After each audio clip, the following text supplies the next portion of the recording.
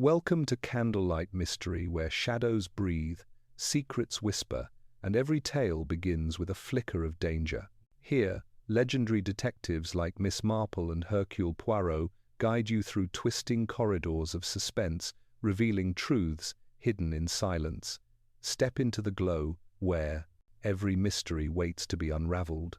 The rain had begun just as the library doors locked for the night, a soft patter against stained glass windows that should have felt comforting but didn't. Somewhere in the vast rows of silent shelves, a book thudded to the floor, then another, and then a single, sharp cry that was swallowed by the darkness before anyone could answer it. By morning, the peaceful St. Anne's village library stood at the heart of a chilling mystery. A beloved librarian was found dead between the ancient manuscripts, his fingers still clutching a torn page from a rare volume no one remembered lending out. Rumors spread like wildfire, secrets seeped through the quiet reading rooms, and when the local police found themselves facing clues that refused to make sense, two legendary minds were summoned. Miss Marple noticed the lies hiding in plain sight. Hercule Poirot sensed order beneath the chaos. Together, they would uncover the truth hidden where no one dared to look. Chapter 1. A Death Between the Shelves. The rain had begun earlier than expected that evening, soft at first, like a polite visitor tapping at the stained glass windows of the St. Anne's village library. Most villagers loved the building for its quiet charm and the scent of old paper, but that evening the atmosphere felt unusually heavy, as if the very air inside the library held its breath. Miss Jane Marple, with her neatly pinned white hair and her well-worn knitting bag, at her feet, sat in her usual corner beside the horticulture shelves. She had come for a few gardening books, so she told herself, but in truth, the library always served as an excellent place for observation. People believed they behaved most naturally in silence, but Miss Marple long ago learned that silence often revealed far more than words. The library's librarian, Mr. Leonard Clive, moved behind the front desk with his usual precision. Everything he touched was aligned, corrected, and straightened until it met his strict sense of order. Miss Marple often thought of him as a man who would alphabetize his breakfast cereals if left alone long enough. His routines were a comfort to him, she suspected. And yet, despite his tidy exterior, something in his posture that day hinted at unease. He kept glancing toward the back of the library, almost as if expecting someone or something. The faint squeak of the wooden floor drew Miss Marple's eyes to Mrs. Dora Hartley, who waddled toward the exit carrying a precariously tall pile of paperback romances. The books swayed under her arm like reluctant companions. Mr. Clive reminded her sharply of the due dates, and though Mrs. Hartley laughed it off, Miss Marple caught the tiny frown that briefly crossed the librarian's face. Rules were rules to Mr. Clive, and he disliked even the suggestion they might be broken. Miss Marple wondered not for the first time if a man that rigid could ever tolerate secrets, and then she wondered if perhaps he already couldn't. After Mrs. Hartley left, the library shifted into a deeper calm. Only the soft shuffle of pages turning and the faint hum of the overhead lamps filled the room. Miss Marple rose from her seat and wandered into the narrow aisle of the rare books corner.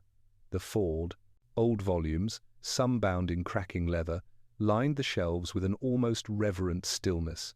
She picked up a small gardening manual, but as she leafed through it, she heard something that made her freeze. Two voices, muffled, tense, drifted from the aisle just behind the heavy map cabinet.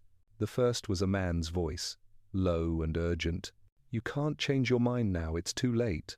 The second voice, a woman's, trembled as it answered, "I didn't know it would go this far. He suspects something." Miss Marple slowed her breathing, leaning slightly toward the sound without moving. Her feet. She learned long ago that people stopped whispering only if they saw they were being overheard. But before she could hear more, a trolley wheel squeaked loudly from across the library, and the murmur of voices snapped off abruptly, like a candle snuffed in the dark. Miss Marple stepped lightly toward the end of the aisle, but whoever had been speaking was gone. Only the lingering smell of a floral perfume, sharp, unfamiliar, remained in the air. She tucked that detail away in her mind. Perfume was far more revealing than people realized. She returned to her seat, mind gently, spinning threads of possibilities, but decided not to jump to conclusions. After all, overheard whispers were part of village life. Yet something about the tone, the fear in the woman's voice, it didn't sound like gossip. It sounded like warning. Meanwhile, the rain outside intensified, tapping more insistently against the windows. A single lamp flickered near the far end of the library, drawing Miss Marple's attention toward the back rooms. She noticed Mr. Provost Clive heading there with a bundle of keys, a worried crease on his forehead. He paused once, glancing over his shoulder as if he felt someone watching. Miss Marple lowered her eyes to her book, but when she looked up again, he had already disappeared behind the restricted section door. Minutes passed, then 20, then 30. People began clearing out as the evening hour approached closing time. The last patron slipped out into the drizzle, and Miss Marple prepared to gather her things. The quiet that followed was deep, almost heavy, and then, from the far end of the library, something echoed a soft thud, like a book falling to the floor, followed by another, then a third. Miss Marple froze again. Another sound followed, the unmistakable scrape of something heavy being dragged. Miss Marple's heart beat faster, not with fear, but with a sharp jolt of recognition. Trouble had arrived quietly, discreetly, and very likely behind the locked door of the rare book room. Before she could rise fully, the lights flickered once more, darker this time. She gripped the edge of the table, steadying herself, and then a sound pierced the silence, a short, sharp cry, quickly choked off as if a hand had covered the mouth that tried to scream. Miss Marple stepped into the aisle, forcing herself to breathe evenly. The library seemed to hold its breath with her. She moved toward the back, her shoes whispering against the wooden floor. When she reached the restricted door, she hesitated only a moment. Something wet trailed beneath the door, a thin, dark line like spilled ink. But it wasn't ink. The rain battered harder against the windows. Miss Marple raised her hand to knock, then stopped when she heard a final, hollow thud from inside. Whatever had happened behind that door, she knew one thing: this night would not end quietly. For a long moment, Miss Marple stood utterly still, her hand hovering inches from the door of the restricted section. The library, which only an hour earlier had been filled with soft page-turning and gentle whispers, now felt like a sealed chamber holding its breath. The thin, dark line beneath the door had begun to spread, slow and deliberate, like a secret impatient to escape. Miss Marple did not need to bend down to know what it was. She had seen it before on far too many occasions for her liking. She stepped back, just slightly, allowing her eyes to trace the hinges, the glass panel near the top, and the locked handle. Mr. Clive had taken the keys with him, which meant only he or someone with access through him had entered the room tonight. The lights flickered again, this time so violently that one bulb gave a sharp pop before dying altogether. Shadows leapt across the walls. Miss Marple tightened her shawl around her shoulders. Panic never solved anything, she whispered to herself, the familiar words steadying her. Slowly, she turned and walked to the front desk. The telephone rested on its stand, the brass receiver gleaming faintly in the dim light. She lifted it quickly, but when she pressed it to her ear, the line was dead silence, thick and absolute. The storm must have taken out the telephone wires, she thought, but something in her gut tugged sharply, suggesting that perhaps the lines had not gone down by accident. She set the receiver back in place and scanned the room. Outside the library windows, the rain had turned into a steady sheet, drowning the village in silver streaks. The streets were empty, not a soul in sight. No help would be coming. Miss Marple inhaled slowly and returned to the restricted section door. This time, instead of knocking, she leaned close and listened. No voices, no footsteps, no whispers of movement, only the faint hum of the remaining lights trembling overhead. Then something shifted small, barely there, a faint jangle. Keys. Miss Marple stepped back just as the door creaked open a few inches. At first, only darkness lay beyond it. But as the door swung wider, a sliver of the rare books room became visible. Rows of old manuscripts, cases of glass, and in the middle of the floor, half hidden behind an overturned book trolley, the limp shape of a body. Mr. Clive. Miss Marple's breath left her in a sharp, silent exhale. His right hand was curled. Beneath him, fingers tightened around a torn scrap of yellowed paper. His glasses lay shattered next to him. The dark line beneath his body confirmed itself. Without doubt it was blood, thickening as it pooled around his side. She stepped inside, careful not to disturb anything. "Oh dear," she murmured softly, though her voice did not tremble. She had seen death before, far too many times to lose her composure now. But what chilled her was not the sight of Mr. Clive's body, it was the faint, lingering scent in the air. Not the dusty smell of old books, not the metallic tang of blood.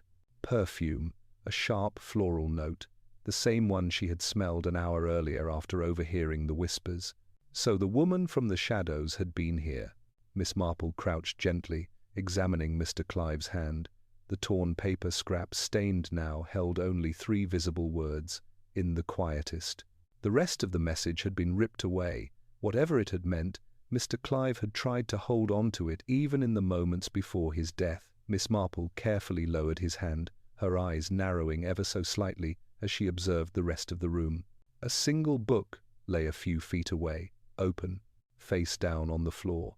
Not just any book, one from the locked manuscript case. Its spine was cracked, as if someone had yanked it out in haste. She moved toward it, picking it up just enough to read the title impressed into the cover: Legends of Street, Anne's Parish, Limited Edition. She had never known Mr. Clive to mishandle so much as a leaflet, let alone allow a rare manuscript to fall. Whatever had happened had clearly involved a struggle. A sudden gust of wind slammed a window somewhere in the building, startling her. She turned sharply, her expression firming. Whoever had fought with Mr. Clive, whoever had dragged something across the floor, could very well still be inside the library. The thought did not frighten her so much as sharpen her senses. She rose to full height, straightening her spine as the storm continued pounding outside. The library felt colder now, the aisles darker. She moved toward the doorway, peering down the hall that led to the archives. A faint clatter echoed from beyond, metal striking wood. Not Mr. Clive, not the wind. Someone else was definitely inside. Miss Marple reached for a nearby chair, gripping its back tightly. She wasn't foolish enough to go wandering into dark corridors with a murderer loose, but she needed to know where the intruder was headed. The shadow passed swiftly at the far end of the aisle, tall, fast, unmistakably human. She couldn't see a face, only the swift movement and the glint of something in hand, a bag, perhaps, or a thick coat wrapped around the arm. The figure slipped toward the library's back exit, pushing it open just enough to escape into the storm. The heavy door swung shut again with a resounding thud, leaving Miss Marple alone with the dead librarian and the echo of fading footsteps. She waited several seconds, breathing calmly. The intruder would be long gone now, swallowed by rain and night. Chasing them would be useless. Gathering information, however, that was her specialty. She returned to Mr. Clive's side, taking in every detail, every angle, every misplaced item.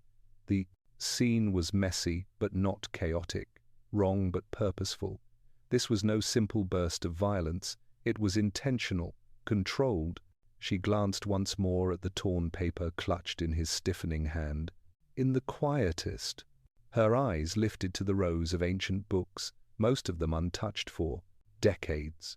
Where was the rest of the message? And what truth had Mr. Clive discovered that someone considered worth killing for? Miss Marple exhaled slowly. This was no ordinary library night, and this was only the beginning. Chapter 2. The Belgian meets the spinster sleuth. Morning came to Street Anne's village with an uneasy quiet. The rain had washed the streets clean, but it had not washed away the whispers. By 8 o'clock, everyone from the butcher's boy to the vicar's wife had heard some version of the story. There had been trouble at the library. Mr. Clive had been found, and the police were involved. Precise details were absent, but that never hindered village imagination. There were already rumors of burglars, secret affairs, and foreign spies. Miss Marple, however, concerned herself with facts. She had gone home late the night before, only after the constable insisted he could not have ladies lingering about a probable crime scene. She had obliged, of course, but not before giving him a clear, calm account of what she had seen: the flickering lights, the movement of the shadow, the door opening, and the body of Mr. Clive. She had mentioned the smell of perfume, the torn scrap of paper, and the open rare book on the floor. The constable, unused to such organized observation from a white-haired spinster, had scribbled notes with an expression of worried awe. Now, in the pale light of morning, Miss Marple walked back to the library. The building was cordoned off with a hastily strung rope and a board that read, "Closed until further notice." A police motorcar stood out front, its presence as intrusive as a shout in a church. Inspector Slack, broad-shouldered and solid, emerged from the front doors just as Miss Marple approached. His expression suggested that the morning had not improved his mood. "Good morning, Inspector," Miss Marple said mildly. Slack sighed. "Miss Marple, I might have known you'd be here before half the village." "Well," she replied, folding her hands over her handbag, "a librarian dying suddenly in a locked room does rather pique one's curiosity, particularly after overhearing frightened whispers beforehand." Slack scowled faintly. Yes, the constable told me about your observations. We're very grateful, of course, but you must understand, this is a police matter now." "Of course," Miss Marple said, her tone perfectly agreeable. "And you must understand that I have an old-fashioned habit of tidying loose ends in my mind. I find them so untidy otherwise." He looked at her suspiciously, then seemed to decide there was no harm in allowing her at least a glimpse. "We've confirmed it's murder," Slack said abruptly. "Blow to the head, heavy object, likely from inside the room, no sign of forced entry. The keys were in his pocket, but that doesn't mean much. Someone could have had them earlier." "And the note?" Miss Marple asked softly. Slack frowned. "Note?" "The scrap of paper Mr. Clive was holding," she explained. It read, "In the quietest. I imagine you found the rest of it by now." He hesitated, then shook his head. "No full note, just what you saw. And I don't like riddles, Miss Marple. They complicate things." "In my experience," she said gently, "riddles merely reveal things that are already complicated." Slack muttered something under his breath about armchair detectives, but stepped aside nonetheless. "You can come in for a moment, but don't touch anything, and don't let me catch you instructing my constables." "I should never dream of it," Miss Marple replied, which happened to be only half untrue. Inside, the library felt different in daylight. The warm glow of lamps had been replaced by a sterile brightness that seemed almost offensive amid the rows of quiet books. The smell of polish and paper remained, but now it was tainted by something metallic, something that made the stomach tighten. Inspector Slack led her toward the restricted room. The body had been removed, but the dark stain on the floor had not yet been entirely cleaned. The overturned trolley still lay where it had fallen. Chalk marks traced the outline of Mr. Clive's last position. Miss Marple's eyes moved slowly, carefully. The manuscript, Legends of Street, Anne's Parish, had been returned to a table, its cover closed but not yet reshelved. Near it lay a pair of cotton gloves, slightly smudged, that had not been there the night before. "These weren't here when I first saw the room," Miss Marple observed quietly. Slack followed her gaze. Gloves could be the librarian's. "They are too large for Mr. Clive's hands," Miss Marple said, "and slightly worn at the fingertips. Someone used them often, habitually." She remembered quite distinctly a pair of similar gloves on Mrs. Wyndham's hands at the last village fundraiser. Library board chairwoman Mrs. Wyndham often handles books as though the paper might bite her, Miss Marple added mildly. Slack scribbled it down with reluctance. "We'll speak to Mrs. Wyndham. I don't like that woman much. but disliking someone doesn't make them a murderer. No, Miss Marple agreed, but it does sometimes make one overlook the possibility that they are. Slack gave her a narrow look, unsure whether she was joking. Before he could reply, another constable hurried over with an envelope. "Message for you, sir, from the superintendent. Urgent." Slack tore it open and scanned the contents. His jaw tightened. "What is it, Inspector?" Miss Marple asked. He sighed deeply, folding the paper with more force than necessary. "It seems that given the sensitive nature of this case and the involvement of valuable rare manuscripts, it has been suggested that we accept assistance from an external investigator." "How very modern," Miss Marple said pleasantly. Slack grimaced. "A foreigner, no less." Miss Marple's eyes twinkled. "Oh?" He glared at the letter again, as though it personally offended him. "Some Belgian fellow calls himself a private consulting detective. Superintendent says he has a remarkable reputation." "Ah," Miss Marple said softly, a small smile touching her lips. "Monsieur Hercule Poirot, I should think." "You've heard of him?" "Only a little," she replied. "They say he solves impossible crimes, though I imagine he would not do so without a very good breakfast first." Slack grunted. "Well, he's on his way. London to here by afternoon, if the trains behave. I don't see why we need him, but orders are orders." "In my experience," Miss Marple murmured, "extra eyes are seldom wasted in matters of murder." Slack looked at her with something close to resignation. "And extra knitting needles, I suppose?" She didn't answer. Her attention had drifted back to the shelves, to a thin film of dust, disturbed in a curious pattern, to the slight gap where one book seemed to be missing entirely. One book removed, one man dead. A torn message about the quietist, and a foreign detective on his way. The day, Miss Marple thought, was about to become quite interesting indeed. The afternoon train from London arrived in street hands with a hiss of steam and a shrill whistle that sounded almost offended to be stopping at so small a station. Passengers descended with varying degrees of haste, but only one of them paused to adjust his perfectly symmetrical moustache in the reflection of a compartment window. Hercule Poirot stepped onto the platform with the air of a man who expected the world to cooperate with him, and was mildly displeased when it did not do so immediately. His suit was immaculate, his shoes polished to a ridiculous shine, and his eyes, though half hidden beneath arched brows, missed very little. He looked around at the modest station, at the neat but unremarkable countryside beyond, and pursed his lips.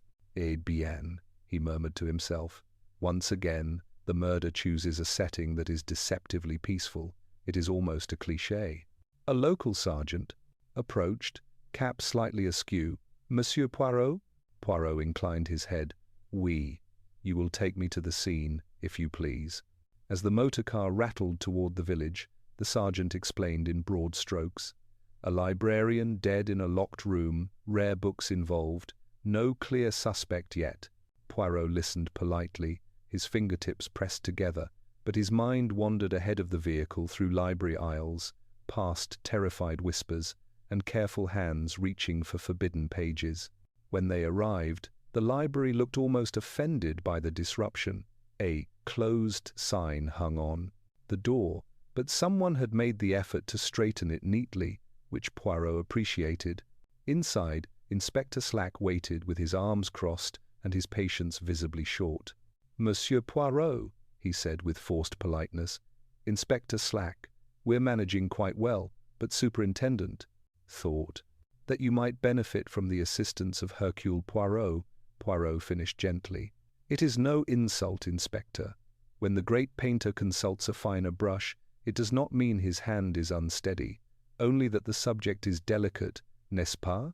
Slack blinked. "We'll see how delicate it is once we've got the fellow in hand."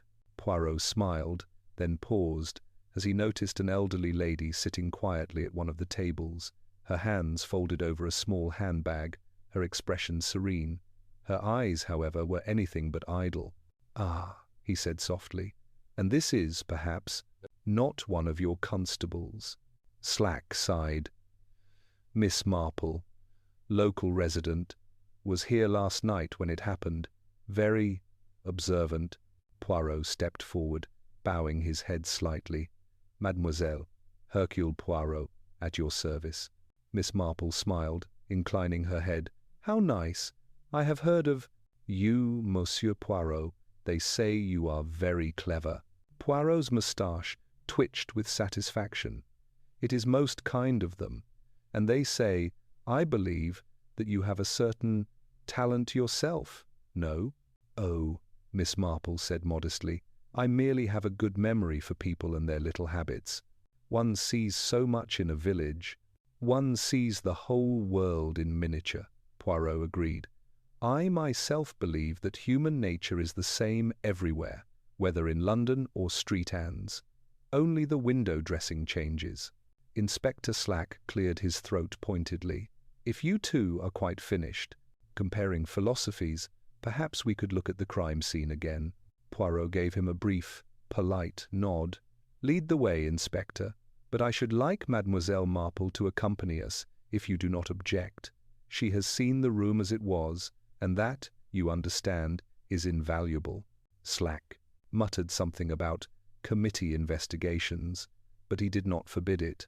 In the restricted room, Poirot stopped just inside the doorway, taking in everything at once and nothing in particular. Miss Marple watched his gaze move from the floor to the shelves, from the trolley to the table, from the faint stain to the closed manuscript. He did not rush. He stood in silence long enough that Slack shifted uncomfortably. At first glance, Poirot said softly, it is a simple room, and yet murder is seldom simple. The dead man, Mr. Clive, he was a man of routine, yes? Miss Marple nodded. Very much so. Everything in its place. Poirot gestured gently.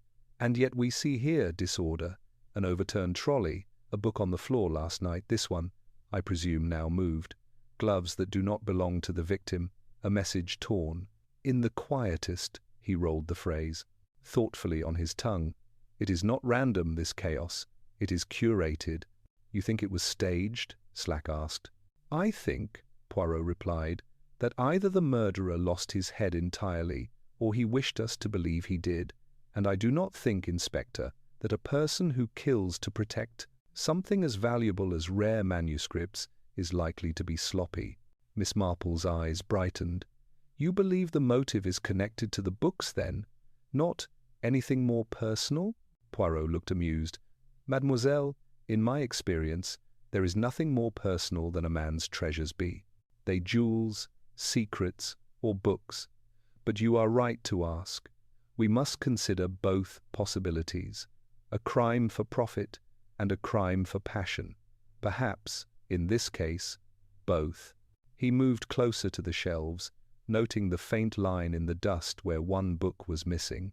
This gap, was it here before? No, Miss Marple said quietly.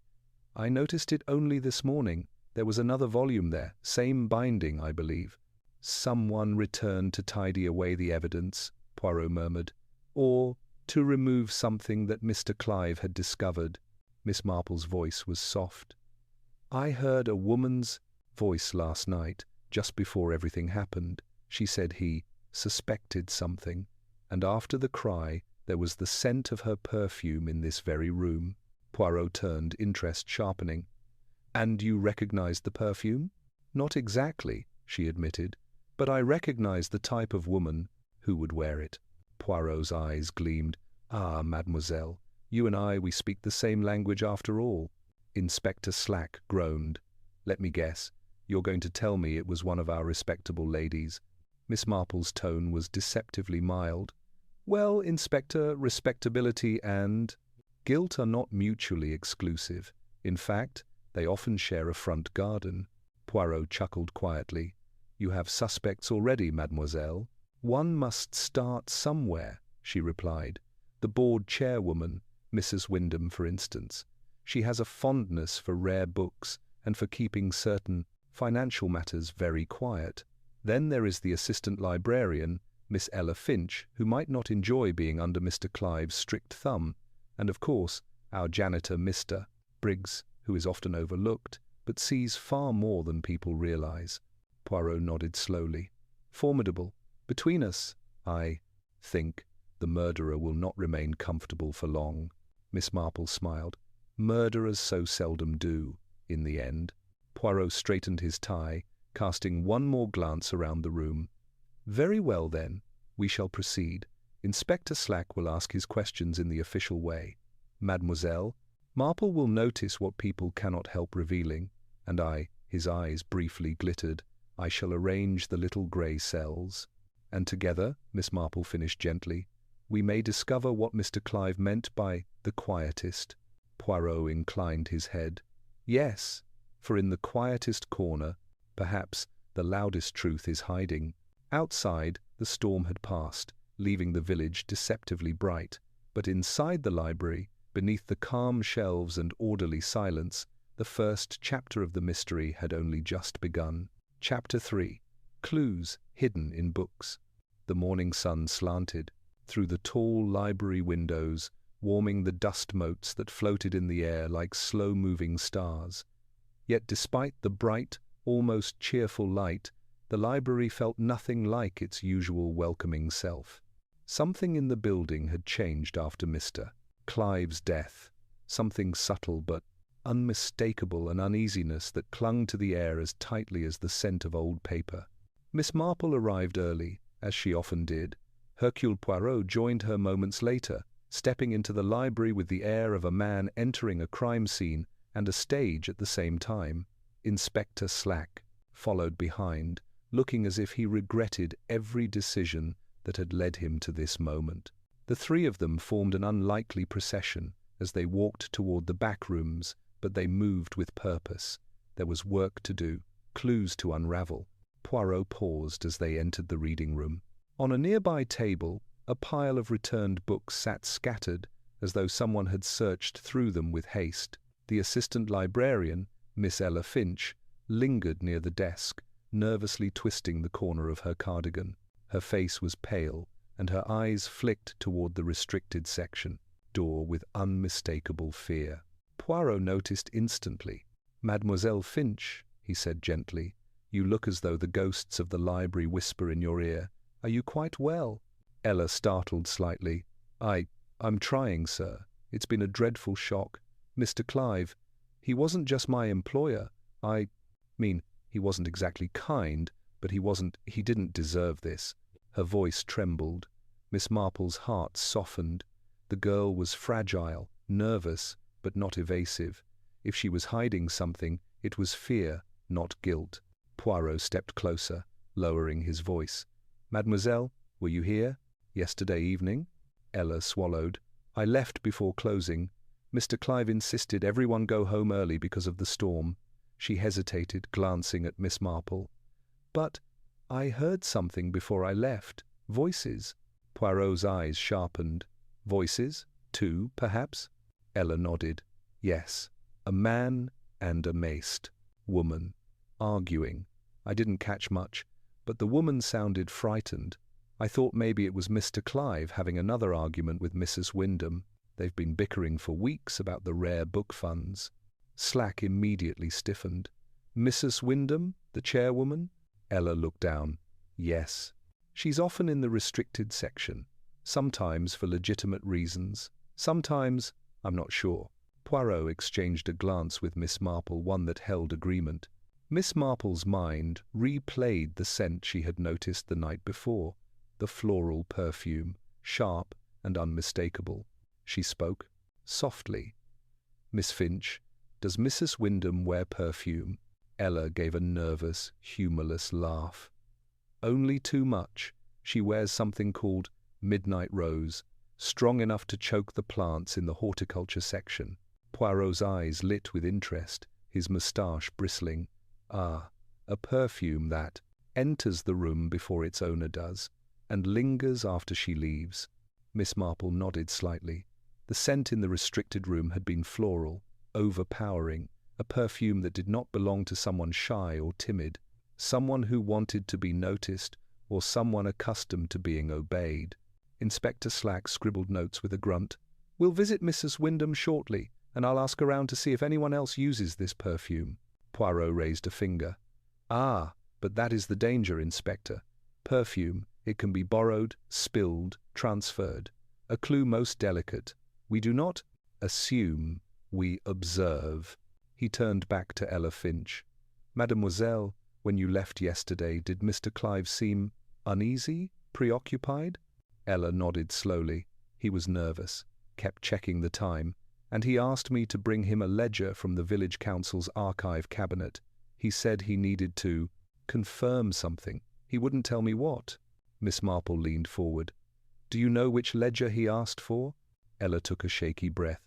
"Yes, the 1928 acquisitions log. It's for documenting every rare book the library ever accepted." Poirot lifted his brows. "And is it still where it should be?" Ella's face crumpled. "No, it's missing." Inspector Slack swore under his breath. Poirot remained calm. "Then we must search, eh? A missing ledger, a torn scrap of paper, a missing volume from the shelf. It is a puzzle, n'est-ce pas?" Miss Marple's eyes drifted toward the rare books corner. Something in that section called to her a tiny disarray only someone with her habit of noticing domestic disturbances would see. A single book was slightly out of alignment. Not enough for the casual eye, but for her, it might as well have been shouting. She walked toward it slowly. Poirot watched her with interest. "Mademoiselle Marple, you follow the thread?" "I simply tidy what looks untidy," she replied, "and this shelf has been handled recently with more haste than care." She reached for the misaligned book, a dusty old volume about local folklore. When she pulled it free, a folded slip of paper fluttered out from behind it, landing softly on the carpet. Inspector Slack hurried forward. "Careful! Evidence!" Miss Marple retrieved the paper delicately and unfolded it. Poirot leaned close. Ella Finch turned pale at the sight of it. Slack muttered, "Well, what is it?" Miss Marple raised the note so the light struck it clearly. The words were handwritten, slanted slightly, unmistakably in Mr. Clive's neat script. "In the quietest corner, truth sleeps where no one thinks to look." Poirot inhaled sharply. "This is the rest of the message." Slack frowned. "Truth sleeps where no one thinks to look. What's that even mean?" Poirot's eyes gleamed. "Inspector, it means our victim left us a clue, and a very clever one." Miss Marple nodded thoughtfully. "The quietest corner, where no one thinks to look." Her eyes drifted upward to a dim alcove, high above the shelving, filled with old parish records no one touched any more. Poirot followed her gaze and smiled slowly. "Yes," he murmured, "there, the quietest corner indeed." The quietest corner of the Street Anne's Village Library was an alcove most patrons forgot existed. It sat above eye level, accessible by a narrow rolling ladder that creaked as though it resented being disturbed. The shelves there held parish records, outdated catalogues, and brittle papers no one alive remembered filing. If secrets wanted to sleep peacefully, this was exactly where they would do it. Poirot stood at the base of the ladder, staring up with a look of reluctant resignation. "Mon Dieu, a climb," he muttered. The great Hercule Poirot was not made for ladders. Miss Marple smiled gently. "Perhaps not, but clues are rarely considerate." Before Poirot could object further, Inspector Slack grabbed the ladder with a grunt and began climbing. It squealed under his weight, swaying slightly. "Careful, Inspector," Miss Marple warned. "This building is older than most marriages in the village." "I'll manage," Slack muttered, though his grip tightened on the rails. Poirot lifted a hand dramatically. "Do not fall, Inspector. You will disturb the dust pattern, and then how shall we preserve the scene for scientific order?" Slack shot him a murderous look. Miss Marple hid a small smile behind her gloved fingers. Finally, Slack reached the alcove and scanned. "The dusty shelves. They haven't touched these in years," he whispered. "Cobwebs everywhere. Nothing but junk," Poirot called up. "Look again, Inspector." With the eyes of precision, Slack grunted, pushing aside a stack of curling parish documents. For a moment, there was silence. Then, "Hold on," Slack said. Poirot and Miss Marple exchanged a glance. Slack shifted something heavy, creating a small explosion of dust that drifted down like dirty snowflakes. "There's a box back here. Wooden. Locked. Looks old." Miss Marple stepped closer, speaking upward. "Does it have a seal?" Slack squinted.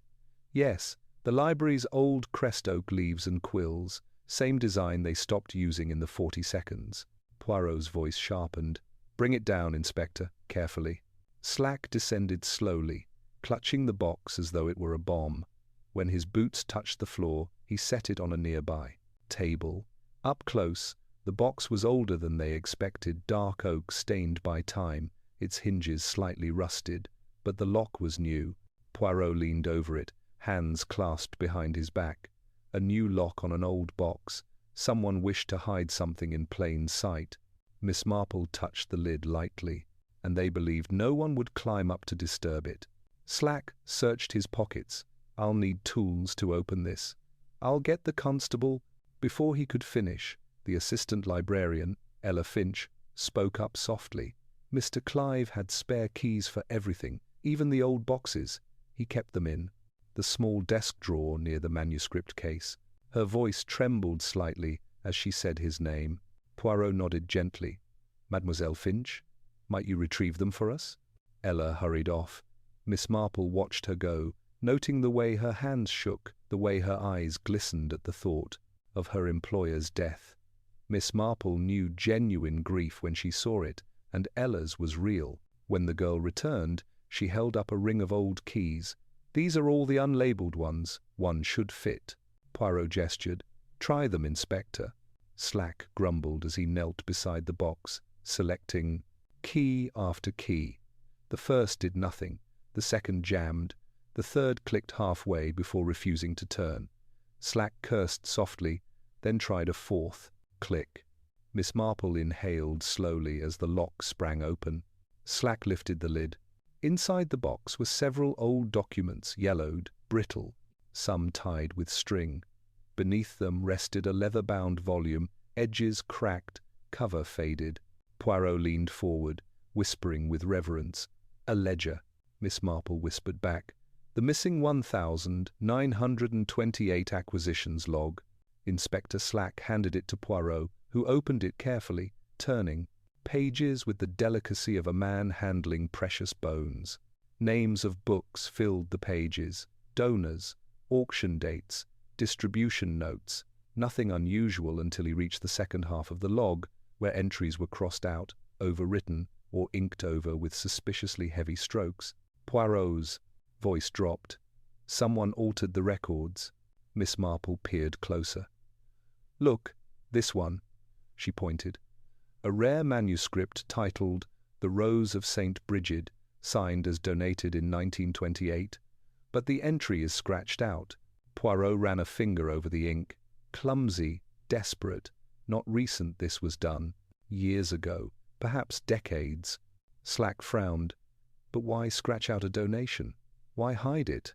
Poirot turned another page, revealing more crossed-out entries.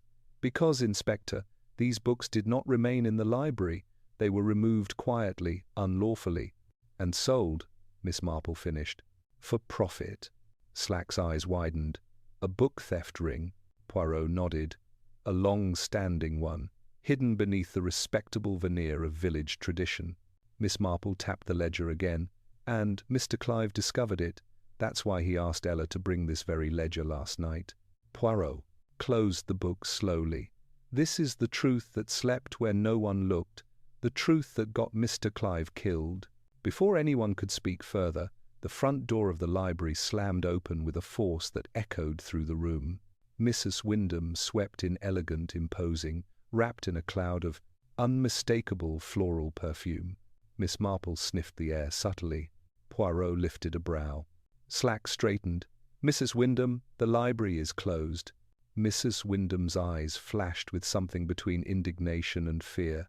"I heard there was trouble with the records. I demand to know what's happening." Poirot smiled politely. "Ah, midnight rose, a perfume difficult to ignore." She stiffened. "What of it?" Miss Marple's voice was gentle, but her words were sharp. "It lingered in the restricted room last night. Mrs. Wyndham, long after everyone else had gone. Mrs. Wyndham's face drained of colour. Poirot stepped forward, holding the ledger. "Madam, perhaps you would care to explain why your signature appears beside so many vanished books?" Her hands trembled. This is absurd. I would never." Miss Marple's gaze softened not with pity, but with quiet certainty. "Mrs. Wyndham, someone has been stealing rare books for years, and Mr. Clive finally realized it." Poirot leaned in, and the person he confronted, perhaps that person panicked. Mrs. Wyndham's breath hitched. Poirot's eyes narrowed. "Murder, madame, is far worse than missing books." Mrs. Wyndham's lips parted, but before she could speak, the library door creaked again. A shadow stepped inside. Someone neither Miss Marple nor Poirot expected. Ella Finch screamed as the newcomer entered, and in that moment the truth veered into far darker territory. Chapter 4. The Whispering Stacks. The person standing in the doorway cast a long, dark shadow across the library floor, a silhouette so sudden and imposing that even Poirot paused mid-breath. The storm outside had calmed, but its echo still clung to the man's coat and boots. He stepped into the library with slow, heavy strides, shaking rain from his sleeves like a dog shedding water. It was Mr. Briggs, the janitor. Ordinarily a quiet, unremarkable presence, a man who swept floors, oiled hinges, and minded his own business, he now looked entirely different. His eyes were darting, wild in a way Miss Marple had never seen. His chest heaved with uneven breaths, and his work gloves, always immaculate, were smeared with something dark. Ella Finch let out a choked sob behind her palms. "Mr. Briggs, what happened to you?" Briggs stopped at the centre of the room, his gaze flicking between Poirot, Miss Marple, and Mrs. Wyndham. He lowered his head slightly, not in humility, but in a dogged kind of tension, like an animal sensing danger from all sides. Poirot stepped forward calmly. "Monsieur Briggs, you arrive at a most interesting moment. We are discussing the library's missing ledger and the small matter of murder." Briggs flinched. The tiny reaction did not escape Poirot. Inspector Slack's voice grew sharp. "Where have you been this morning? You were supposed to be here by 7. Briggs swallowed hard. "Went home, didn't sleep, came back now, didn't know the police were inside." Miss Marple watched him carefully. His hands were trembling. Not with guilt, at least, not immediately obvious guilt, but with exhaustion, or fear, or both. Poirot studied the dark smudges on Briggs's gloves. "Are you hurt, perhaps?" Briggs shook his head quickly. "Ink," he said. "From the boiler room pipes. Leaking again." Poirot's brows lifted gently. "Ah, a convenient source of stains, yes? Yet the marks on your gloves, they are not the pattern of leaking pipes. They are streaks," he mimed, dragging his fingers across a surface. "As though you brushed something wet, something perhaps on the prey floor." Briggs's face blanched. Mrs. Wyndham stepped backward, pressing a hand to her throat. "This is nonsense. Briggs has worked here for 15 years. He wouldn't hurt a fly." Poirot turned sharply. "Madame, your instincts scatter like dust now that the smell of truth is in the air. Stay still." She obeyed. Slack circled Briggs slowly. "Mr. Briggs, did you enter the restricted section last night?" Briggs jerked slightly. No, never. I was in the basement tidying the tools." Miss Marple's voice was soft, not accusing, merely thoughtful. "But, my dear, the basement door was locked from the inside when the constable found it this morning. And you didn't have the key. How did you enter or leave?" Briggs blinked rapidly. I don't know what you mean." Poirot lifted a palm. "Let us start again." Slowly. He stepped closer, not intimidating, but steady and immovable, like a man rearranging the pieces on a chessboard. "Monsieur Briggs, did you see Mr. Clive alive last night?" Briggs hesitated. I heard voices, that's all." Ella gasped. "Voices? You heard them too?" Briggs nodded miserably. "Yes, a man and a woman. I was sweeping near the back stairs. They were arguing." Poirot exchanged a knowing look with Miss Marple. "And what did you hear?" Poirot pressed. Briggs swallowed hard. The man said something about exposing everything. The woman begged him to stop. She said someone was going to get hurt. Mrs. Wyndham's face turned snow white. Poirot leaned in, eyes narrowing. Monsieur Briggs, the woman, did you recognize her voice? Briggs looked down at his gloves. His breath shuddered. I'm not sure. Poirot waited. Miss Marple waited. Slack waited impatiently. Finally, Briggs raised his head and whispered, I think it might have been Mrs. Wyndham. The room froze. Mrs. Wyndham recoiled as though struck. That is a wicked lie. How dare you? But Poirot raised a hand. Silence, madame, he says he thinks, not that he knows. Miss Marple's voice was gentle again. Mr. Briggs, please don't guess. Think. The voice you heard, was it firm, nervous, high-pitched, soft? You know Mrs. Wyndham well. Does her voice tremble? Does it tighten? Briggs squeezed his eyes shut, concentrating. It wasn't her typical voice, but... His brow furrowed deeply. There was perfume, strong, too strong. Miss Marple's heart sank. The perfume again. Mrs. Wyndham clutched her handbag defensively. Perfume proves nothing. Anyone could wear it. Poirot nodded. Indeed, madame, anyone could, which is what troubles me. Everyone turned toward him. He tapped his chin thoughtfully. A murderer does not leave such obvious trails unless they wish us to see them. A perfume, a glove, a ledger, too many clues, too conveniently pointing at you, madame. Mrs. Wyndham gasped. Are you saying the evidence is planted? Poirot smiled thinly. But of course. Slack frowned. So, you think someone is framing her? Poirot gestured to the box, the ledger, the convenient discoveries. This crime, Inspector, has the unmistakable signature of misdirection. Someone wants us to believe Mrs. Wyndham is the thief, and perhaps the killer. Miss Marple stepped forward softly. But if the clues are planted, then the person who planted them must have known everything Mr. Clive discovered. Ella Finch let out a trembling breath. Which means, Poirot finished the thought, the murderer is someone inside the library, someone who had early access to the ledgers, someone who knows the routines, someone who knows which corners are never checked. Miss Marple's eyes drifted to Briggs. Poirot's eyes drifted to Briggs. Even Slack's gaze hardened toward Briggs. The janitor backed away, raising his hands. No, no, please. I didn't kill him. I swear. I only heard them talking. I only saw... Poirot stepped closer. Saw what, monsieur? Briggs hesitated, then broke. I saw a shadow, he whispered. In the restricted room, after the lights flickered. I didn't see who, but they dropped something. A shawl. I picked it up. I didn't know what to do with it, so I hid it. Poirot's eyes sharpened. Where? Briggs's voice broke into a sob. In the boiler room. Slack surged forward. Show us. Now. But Poirot raised his hand again, stopping him. Monsieur Briggs, he said quietly. Describe the shawl. Briggs trembled. Red, soft, fancy embroidery, the kind a woman would wear. He was absolute. In the mosing. Miss Marple felt the floor tilt beneath her, because she knew something Poirot did not. Mrs. Wyndham never wore red, but Ella Finch did. Chapter 4. The Whispering Stacks.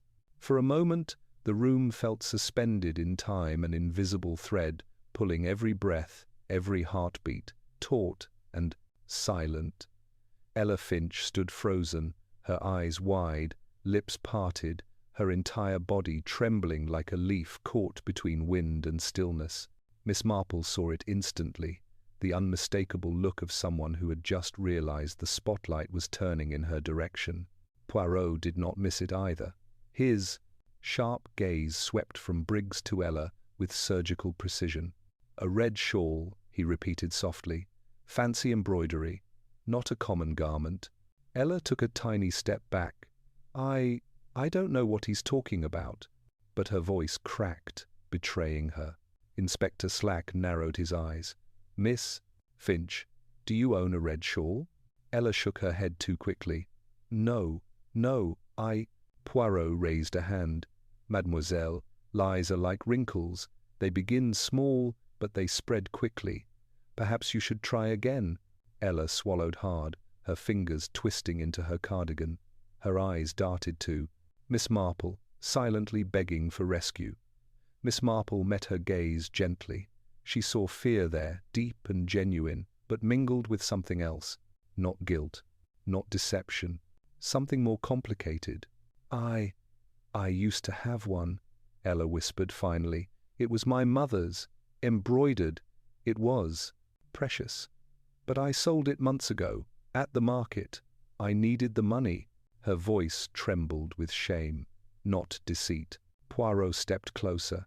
To whom did you sell it? I don't remember. A visitor passing by. A woman.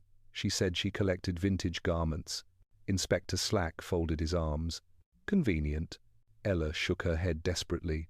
I swear I'm telling the truth. I haven't worn that shawl in months. Miss Marple, watching Ella's expression, believed her.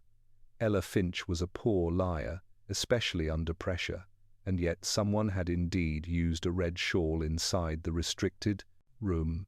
Someone who wanted suspicion to fall on one of the two women in the library that night. Poirot began circling slowly, theatrical and thoughtful. We now have 2 perfumes, 2 women, and 2 stories, he mused. Layers upon layers, like an onion. But remember, when the onion is peeled, only one truth remains. Inspector Slack grumbled. Let's see this shawl. Briggs, you said you hid it in the boiler room? Briggs nodded miserably. Didn't know what else to do. I panicked. Poirot gestured toward the basement door. Let us retrieve it. Ella remained rooted to the spot, shoulders trembling. Mrs. Wyndham glared at her with thinly veiled fury, not fear, but indignation at the notion she might share a suspect list with the assistant librarian. The group descended the creaky steps into the dim boiler room, lantern light flickering against old pipes and metal shelves. The air was warm, close, and tinged with the oily scent of machinery. Briggs walked ahead reluctantly, kneeling beside a stack of crates. His hands trembled as he pulled one aside and reached behind it. He retrieved a bundle of fabric wrapped in a rag. Poirot stepped forward, eyes narrowing. Unwrap it. Oh. Briggs slowly peeled away the dirty cloth.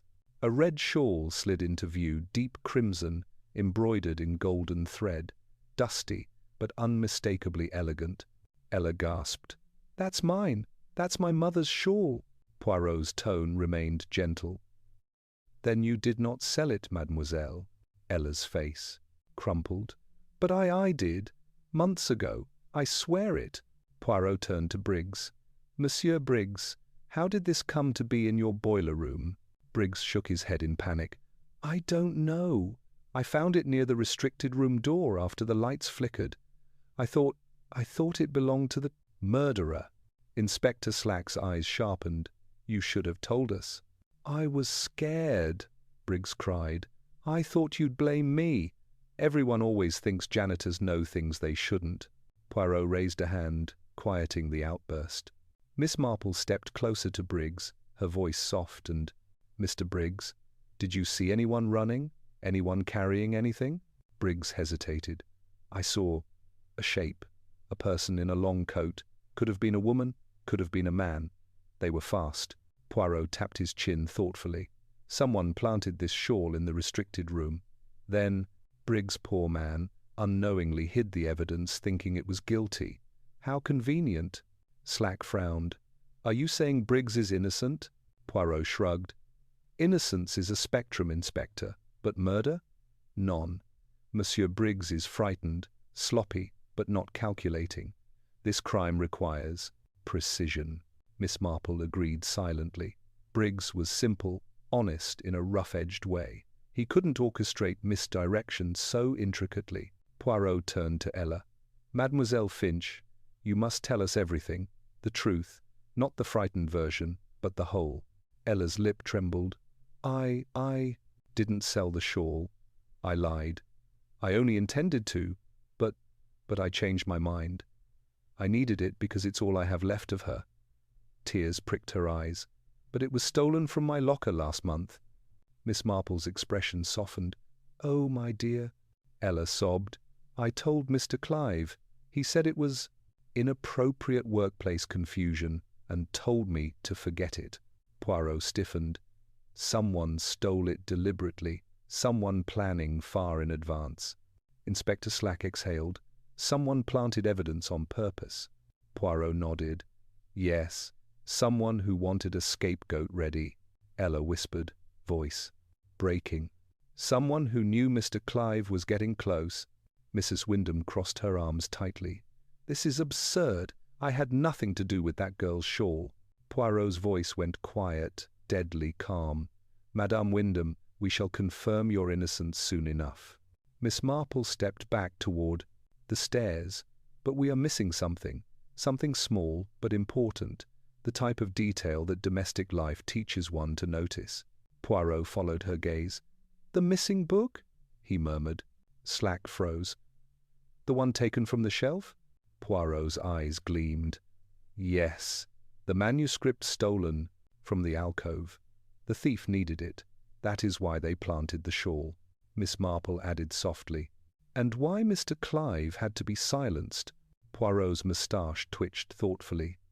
"Which brings us to the cleverest question yet." He turned slowly toward the stairway, his gaze piercing. "Who benefits most from a library full of chaos and a dead librarian?" A soft creak came from the top of the stairs. A silhouette appeared. Someone who had been listening the entire time. And Miss Marple's breath caught. Because the figure stepping into view was smiling. A smile that did not reach the eyes. A smile Ella Finch immediately recognized with horror. Lucas Gray, the rare book dealer. Chapter 5, The Trap Among the Tomes. Lucas Gray stepped fully into the dim boiler room doorway, the yellow lantern light catching the sharp angles of his face. He was strikingly calm, far too calm for a man walking into a murder investigation. His tailored coat, his polished shoes, his confident smirk, all terribly out of place in a dusty basement filled with fear and suspicion. Ella Finch stumbled backward, nearly tripping over a crate. You came back?" Lucas tilted his head, as if politely correcting her. "Came back? My dear, I never left the village." Poirot's moustache bristled. "Monsieur Gray, the rare book dealer, the man who has the habit of appearing precisely where the valuable manuscripts disappear." Lucas folded his hands behind his back. "Flattery from Hercule Poirot? I am honored." Inspector Slack growled, reaching instinctively for the handcuffs at his belt. "What are you doing here, Gray? You were told to stay available for questioning." Lucas raised a brow. "The library is hardly a fortress."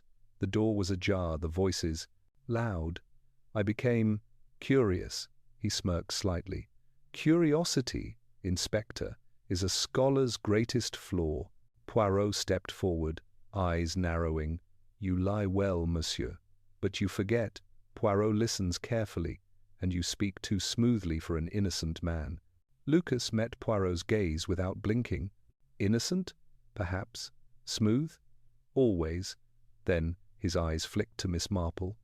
"And you must be the clever spinster I have heard so much about."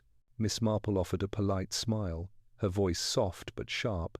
"Cleverness is simply observation put to good use, Mr. Gray, something I imagine you rely on as well."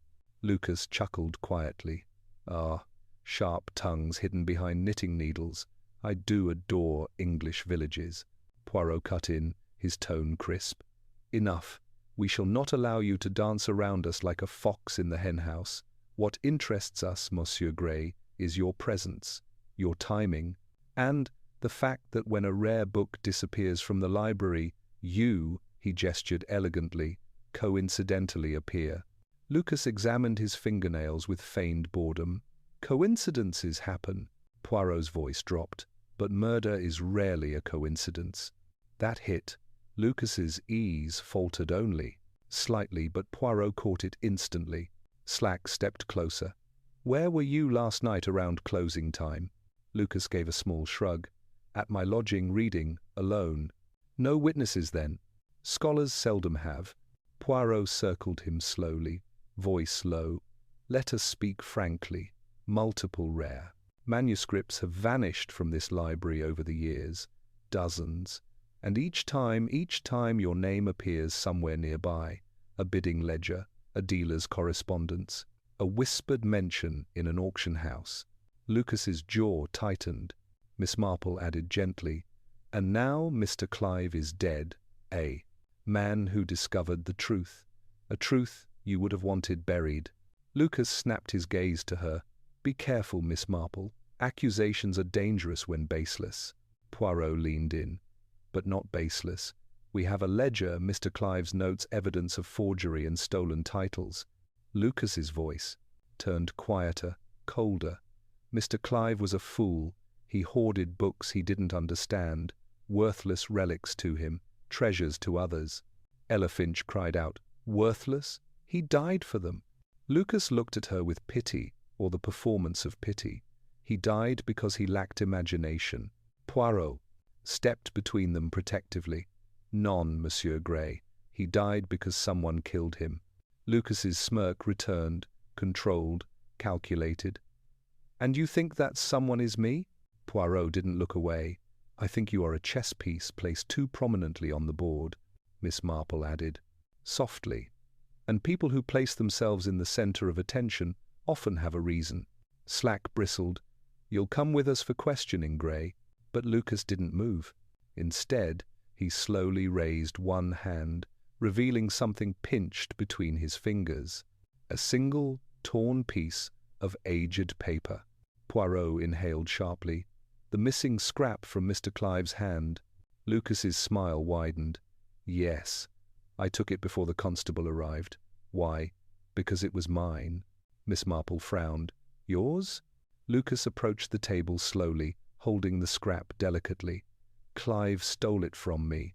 A fragment of a map. A map leading to a manuscript worth more than every salary in this village combined."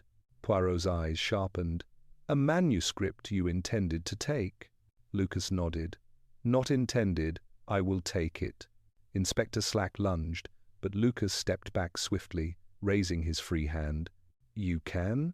"Arrest me now," Lucas said calmly. "But without this, without knowing what it means, you'll never find the manuscript, and whoever truly killed Clive will vanish with it." The silence that followed was suffocating. Poirot narrowed his eyes. "Explain yourself?" Lucas exhaled slowly. "Clive discovered part of the map months ago. He contacted me, wanted help deciphering it. Then he got greedy, thought he could find the manuscript alone. But someone else learned of it, someone far more dangerous than me." Poirot didn't blink. "Who?"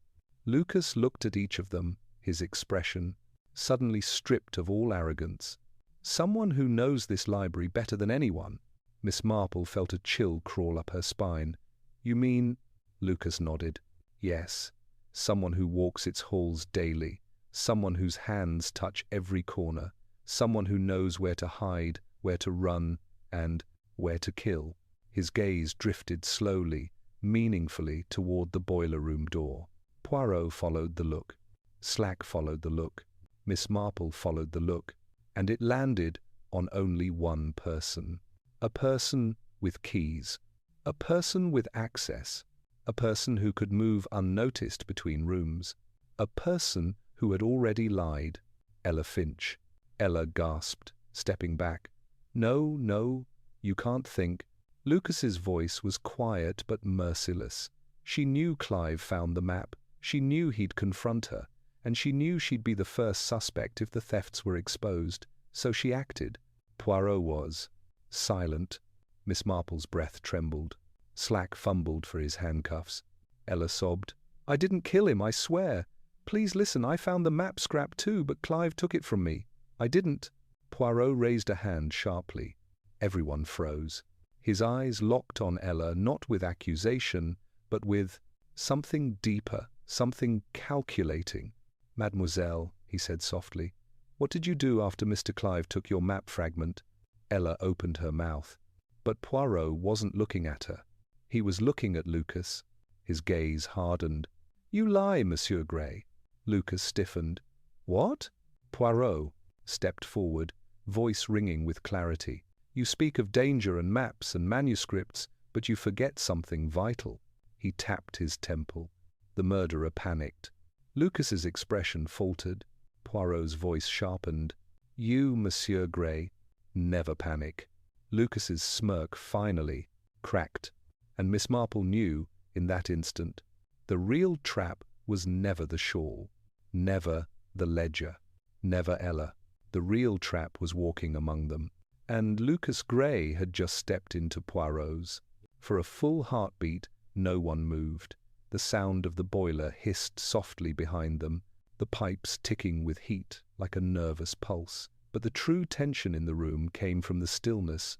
Lucas Gray no longer smirking, Ella Finch frozen in terror, Inspector Slack confused, and Miss Marple watching with quiet, razor-sharp attention. Poirot stepped forward slowly, each footfall deliberate. "You do not panic," he repeated, his voice steady. "Not when caught in a lie, not when accused, not even when murder is mentioned. Your composure is too polished, Monsieur Gray." Lucas swallowed, regaining a fragment of confidence. Confidence is not guilt. Poirot raised a finger. "Ah, but panic is not innocence. Someone killed Mr. Clive in haste, in anger, in desperation, someone unprepared for murder." Miss Marple nodded softly. "And Mr. Gray, you strike me as many things: greedy, arrogant, ambitious, but not impulsive." Lucas's jaw tightened, his facade flickered. Poirot paced slowly around him. "Let us return to the facts, eh?" He held up a hand, counting off points with elegant fingers. "1, the planted shawl. You say Ella killed Mr. Clive, but you forget the shawl was stolen a month ago." He turned. "At that time, Mademoiselle Finch did not even know of the map." Ella shook her head through tears. I didn't know anything." Poirot continued. 2, the torn note. You claim Monsieur Clive stole your scrap of map. And yet, Poirot's eyes narrowed, you conveniently arrive with it today, unhurt, untorn, convenient. Lucas opened his mouth, but Poirot lifted a hand. 3, the ledger. Whoever altered the records did so years ago. You arrived in Street Hands only recently, so you could not have forged the original theft entries. Poirot's voice was growing firmer, faster, sharper. 4, the perfume. You cast suspicion on Mrs. Wyndham, but she had no reason to harm Monsieur Clive. You know her reputation is proud but brittle, perfect for framing. Mrs. Wyndham gasped, but said nothing. Poirot stepped closer to Lucas. 5, Monsieur Clive asked Ella for the ledger before he died. Not you, he. Suspected someone familiar, someone who had touched the books for years. Poirot stopped inches from Lucas. And 6, the killer dragged something heavy inside the restricted room. You yourself said Clive took your map, yet you did not fight, you did not struggle, you did not strike a blow. He leaned in. You are too clean for murder. Lucas's eyes hardened. Meaning? Poirot's voice dropped to a whisper that felt like thunder. You were not inside the room at the time of the killing, but you were here. You were watching, and you used the death to your advantage. Slack blinked. So he's not the killer? Poirot shook his head. No, he is a thief, a manipulator, a man who saw an opportunity to hide his own crimes behind a murder he did not commit. Lucas stepped back, anger finally breaking through his polished exterior. You can't prove a thing. Poirot smiled, thinly. I do not need to prove it. The ledger proves your dealings. The torn map proves your obsession. And your performance, impeccable though it is, proves your guilt in theft, not in blood. Lucas's nostrils flared. He lunged toward Poirot. Slam. Inspector Slack grabbed him by the arm, twisting it behind his back. That's enough, Gray. Lucas struggled, eyes burning. You fools! The murderer is still here, right in front of you. Poirot nodded calmly. You are right. Everyone froze. Ella Finch whimpered. Mrs. Wyndham pressed a trembling hand to her throat. Slack stiffened, as if preparing to arrest them all. Poirot turned away from Lucas and looked straight at Mr. Briggs. The janitor blinked, confused and terrified. Me? No, sir, I didn't. Poirot approached him quietly. It was always you. Briggs backed away until he hit the concrete wall. His breath came in shallow gasps. No, I never. You're wrong. Miss Marple stepped forward, her voice soft but cutting. Mr. Briggs, you knew too much. You overheard things. You found the shawl. You were near the restricted room at the exact moment Mr. Clive died. Poirot nodded. And you. Panicked. You dragged the trolley to make it appear as a struggle. You spilled the ink to hide the blood on your gloves. But you did not expect Miss Marple to arrive so quickly. And you did not expect Monsieur Clive to fight back. Slack grabbed Briggs by the shoulder. Is this true? Briggs shook violently, tears welling in his eyes. I didn't mean to kill him. It wasn't supposed to happen. He wasn't supposed to confront me. Ella gasped. You stole the shawl? You framed me? Briggs choked. He was going to expose everything. The years of stolen books, the money. I needed it. I needed the job. My wife, she's sick. Poirot cut him off gently. Desperation, Monsieur Briggs, is a tragic motivator, but it does not absolve murder. Briggs sobbed, sinking to his knees. Slack handcuffed him with a grim sigh. Silence settled over the boiler room, thick, heavy, sorrowful. Ella pressed a shaking hand to her mouth. He let us blame each other, all of us. Miss Marple laid a comforting hand on her shoulder. People do foolish things when cornered, my dear. Lucas Gray snarled from his restrained position. And what about my stolen manuscript? Poirot turned cold. Eyes toward him. That crime will be addressed. One sin does not erase another. Slack dragged Briggs upward. You'll answer for this, Briggs. Briggs wept uncontrollably. I never meant to. I only tried to scare him. But he fell. He hit his head. Poirot nodded sadly. Yes, and then you panicked. That is what gave you away. Miss Marple whispered, Poor Mr. Clive. They led Briggs upstairs. Lucas followed in custody, still raging. Mrs. Wyndham, thoroughly shaken, sank into a chair. Ella cried quietly, relieved yet shattered. Poirot turned to Miss Marple. We have revealed the two. Killer, he said softly. Miss Marple sighed. Yes, but I fear the deeper truth is still hiding. Poirot's brows lifted. Deeper? She nodded. Briggs killed in panic, but he did not start the thefts. Someone else began this, someone older, someone cleverer, someone with access long before Lucas. Or Briggs. Poirot's eyes sharpened. Then, mademoiselle, the case is not over. Miss Marple looked toward the silent shelves. No, she whispered. It's only just begun. Chapter 6. The final. The library was quiet again, too quiet, but this silence felt nothing like the peace that usually rested on its shelves.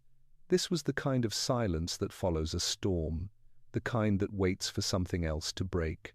Inspector Slack had taken Briggs and Lucas Gray into custody, leading them out through the front doors amid the flash of constables' lanterns. Mrs. Wyndham left, shortly after, shaken, pale, but clinging fiercely to what remained of her dignity. Ella Finch was escorted home by a kind constable, still trembling but relieved that her name was finally cleared. Now only Poirot and Miss Marple remained inside the dim library, the lamps flickering gently like tired eyes refusing to close. Poirot stood in the center of the room, hands behind his back, gazing up at the stained glass window above the reading tables. Miss Marple, meanwhile, smoothed the front of her coat and examined the scattered books left behind from the chaos. After a long moment, Poirot spoke. Briggs confesses to the killing, yes. But Mademoiselle Marple, you doubt the origin of the thefts. She smiled faintly. Doubt is such a strong word, Monsieur Poirot. I prefer unfinished. Poirot gave a small bow of agreement. Ah, the famous intuition of Miss Marple. When she feels a loose thread, she does not sleep until the sweater is unraveled. And you, she replied kindly, do not sleep until the thread is neatly tied. Poirot chuckled. Touché. He turned toward the restricted room door once more, staring at the faint mark on the floor, the spot where Mr. Clive's body had lain. "You believe someone older began the thefts," Poirot said softly. "Someone who had access many years before Lucas Gray arrived." "Yes," Miss Marple murmured. "Someone who knew the library's rhythms intimately. Someone who understood how to hide things in plain sight." Poirot nodded slowly. "And someone who allowed others to take the blame when convenient." Miss Marple raised her gaze toward the office door at the far end of the hallway. "Mr. Clive was difficult, but he kept accounts," she said. "Very exact accounts. If he discovered the irregularities, he must have suspected the original thief as well. And that person," Poirot continued, "might have panicked long before Monsieur Briggs struck his fatal blow." Miss Marple tapped the side of a dusty shelf. "Yes, someone who feared their long secret being uncovered." Poirot pursed his lips. "Madame Wyndham?" Miss Marple shook her head gently. "No, she is vain, self-important, and entirely too fond of committees, but she is not clever enough to maintain a theft scheme for decades, and not bold enough to manipulate others for so long." Poirot thought deeply. "Then who?" Miss Marple walked slowly toward the back of the library, her shoes whispering against the floor. Poirot followed, watching her closely. She stopped near a smaller, older desk tucked away in a shadowy alcove. Dusty, neglected, yet faint marks showed where books had recently been placed or removed. Poirot blinked. "I did not notice this earlier." "Precisely," Miss Marple said softly. "It is easy to miss the quiet corners." Poirot's voice softened in admiration. As Monsieur Clive wrote, "In the quietest corner, truth sleeps." Miss Marple opened the drawer of the old desk. Inside was a faded photograph. A much younger Mr. Clive standing beside an older man with spectacles and a stiff collar. Poirot leaned closer. "Who is this?" Miss Marple answered without hesitation. "Mr. Aldous Greer, the previous librarian, retired nearly 20 years ago." Poirot frowned. "Retired?" "He would be 83 now," Miss Marple said. "Still living in Street Anne's, and still visiting the library occasionally, though only during very quiet hours." Poirot's eyes sharpened. "And you believe he began the thefts?" Miss Marple nodded. "He knew every corner of this building. He catalogued each rare book himself. He oversaw the transition when Mrs. Wyndham took over the board. He would have been the only one able to alter the original 1,928 entries without anyone noticing." Poirot rubbed his chin. "If he stole the first manuscripts, and Lucas Gray learned of them later, then Lucas tried to expand the scheme, and Briggs stumbled into the conspiracy unknowingly." "Quite," Miss Marple said. "A long, tangled web, and poor Mr. Clive tried to unravel it, only to meet his end." Poirot exhaled. "But if Greer began this, he would not commit murder now." Briggs admitted the panic blow. "So why hide? Why not come forward?" Miss Marple lowered her voice. "Because shame is often stronger than guilt, and pride even stronger still." Poirot nodded slowly. "So the final truth waits with an old man who has spent a lifetime hiding his sins." Miss Marple folded the old photograph gently and placed it back in the drawer. "Shall we pay him a visit, Monsieur Poirot?" she asked softly. Poirot straightened his tie. "May we? The truth deserves a polite call."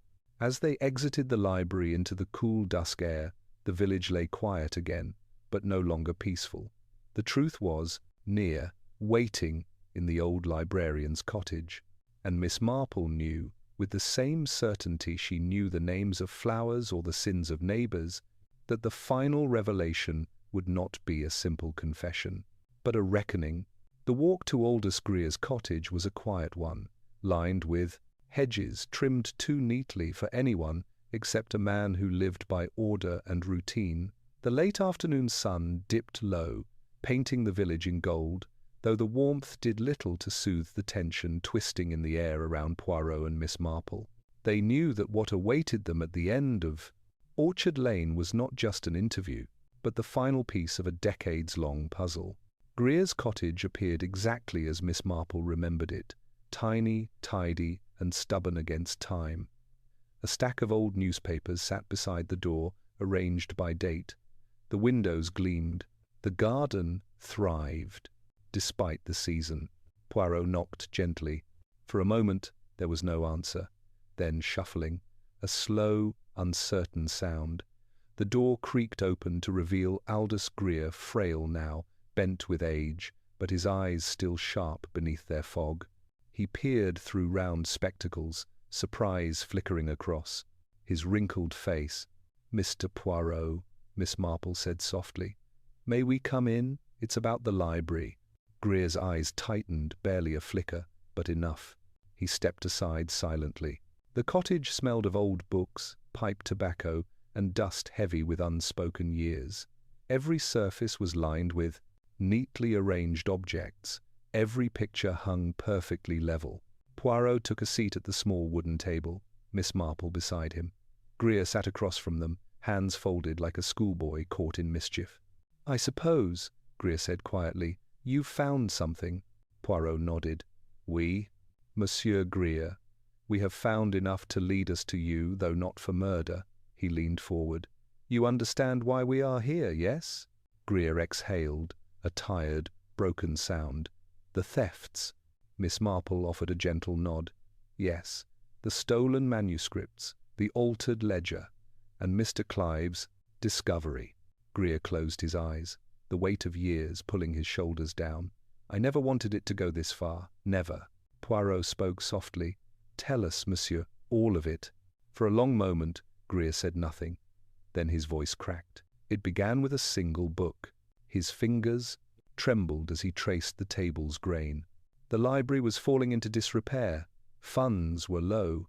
People no longer cared about old manuscripts. They wanted modern tales, newspapers, cheap romances. He shook his head. "So I sold one, quietly, to a collector, and with that money I fixed the roof, replaced the heating, bought new chairs." Miss Marple listened with quiet sadness. "And no one noticed?" "No," Greer whispered. "No one cared enough to check. So I continued. One book every 2 or 3 years. Nothing too valuable, nothing anyone would visit to see. And every penny went back to 20. The library." Poirot nodded slowly. "Until one day someone else discovered your little system." Greer's jaw tightened. "Lucas Gray. He visited under the pretense of research. But he knew. He recognized bindings, watermarks. He knew what was missing." The old librarian's voice hardened. "He blackmailed me." Miss Marple lowered her eyes sympathetically. "You poor man." Greer gave a humorless smile. "Not poor, foolish." Gray demanded a cut of every sale. And when that wasn't enough, he started his own hunt for the rarest book of all. Poirot raised an eyebrow. "The manuscript from the map." Greer nodded. "The Rose of St. Brigid, unique, priceless, hidden away for decades because it was too fragile to display." Miss Marple asked, "And where is it now?" Greer glanced toward a locked cabinet in the corner. "Safe. Still here. I never intended to let Gray near it." Poirot followed his gaze, but remained seated. "And Mr. Clive?" Greer's face crumpled. "Clive discovered the ledger discrepancies. He confronted me. He said he'd go to the board, to the police. I begged him to let me explain, but he refused. He called me a thief." Tears welled in his aged eyes. "But I didn't kill him. I swear it." Poirot nodded. "We know. Monsieur Briggs has confessed. In panic. A tragic, foolish act." Greer pressed a trembling hand over his mouth, as if containing a sob. "I never wanted bloodshed. I wanted to protect the library, even if it meant deceiving it." Miss Marple reached across the table, gently covering his hand with hers. "Mr. Greer, we understand. But theft is theft, however noble the intention." Greer nodded miserably. "I know. I will face whatever comes." Poirot rose, his voice soft but firm. "The police must be told, but I shall speak with Inspector Slack. Your cooperation will matter. The years you served the village will matter. The court will see a man who meant to shelter, not destroy. Greer bowed his head. Thank you. Miss Marple stood as well. Mr. Greer, you may have lost your way, but not your heart. The old librarian wiped his eyes. Bless you, Miss Marple. Poirot stepped to the corner cabinet. May I see it? The manuscript? Greer nodded and handed him the key with trembling fingers. Inside the cabinet lay a single book, wrapped carefully in linen. Poirot lifted it with reverence. Miss Marple sighed. Softly, so beautiful, and so much sorrow it has caused. Poirot closed the cabinet and returned the key. But now, at last, the story may rest. As they stepped outside into the cool evening air, Miss Marple breathed deeply. It is over, then? Poirot smiled gently. For us, yes. For the library, perhaps. But for human nature? Never. Miss Marple chuckled. Then I suppose we shall meet again, when the next quiet corner reveals its truth. Poirot tipped his hat. Until then, mademoiselle. Together, they walked down the lane, two unlikely allies, leaving behind a village forever. Changed, yet healed at last. The wind rustled the leaves, whispering the final line of a mystery whose pages had finally been closed. Candlelight Mystery Message. Thank you for stepping into the shadows with us in Candlelight Mystery, where every whisper hides a clue and every quiet room holds a secret.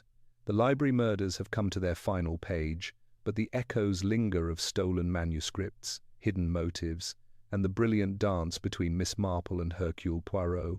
Justice was served, yes, but mysteries never truly sleep. They curl into forgotten corners, waiting for curious minds and courageous hearts to uncover them again. As the library doors close and the last lamp flickers out, remember this: every story ends with truth, and every truth begins with curiosity. Stay with us, dear listener, for more tales where silence speaks, shadows watch, and legends come alive under the soft glow of a single flame. Until the next case, keep your candle burning. Candlelight Mystery.